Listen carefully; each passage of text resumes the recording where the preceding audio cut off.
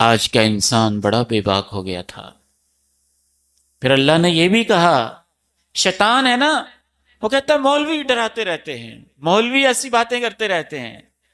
اللہ نے اس وسوسے کو دور کیا اور کہا نہیں، تم سے پہلے بھی کچھ لوگ آئے تھے اور وہ اس کو بڑکیں دھمکیاں ہی سمجھتے تھے، تو زمین میں چل پھر کے دیکھو تو صحیح کہ ان کا انجام کیا ہوا تھا۔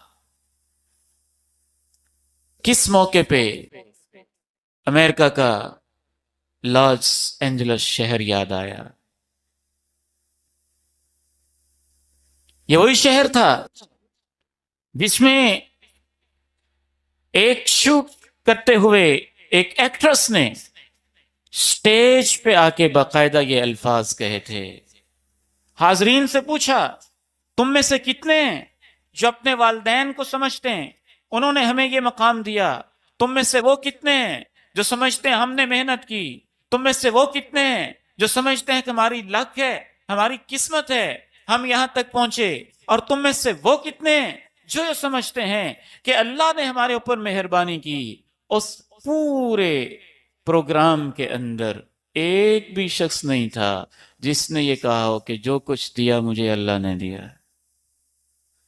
تو اس نے سٹیج پہ کھڑے ہو کے کہا، گاڈ از زیرو مینشنڈ۔ یہ وہ شہر ہے جہاں اللہ کا تذکرہ زیرو ہو گیا ہے، یہ گاڈ لیس سٹی ہے۔ جو بھی ہوتا ہے اللہ کے فیصلے سے ہوتا ہے، اور ہمارا یقین ہے اس امت پہ کوئی آفت آئے تو وہ بھی اکثر اللہ کی طرف سے کوئی عذاب ہی ہوتا ہے۔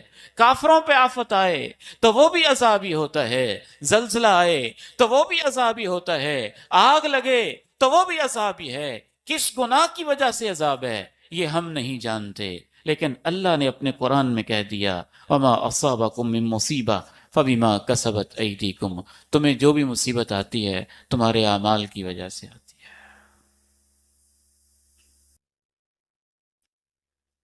ترقی یافتہ ترین علاقہ، گھر بھی چلے، آگ لگی، ہزاروں ایکڑ پہ پھیلی، سینکڑوں ہیلی کاپٹر، دنیا کی تیز ترین ٹیکنالوجی اللہ کی پکڑ کے سامنے بے بس ہے۔ اللہ یاد دلانا چاہتا ہے، آسمان والے سے بے خوف نہ ہوا کرو۔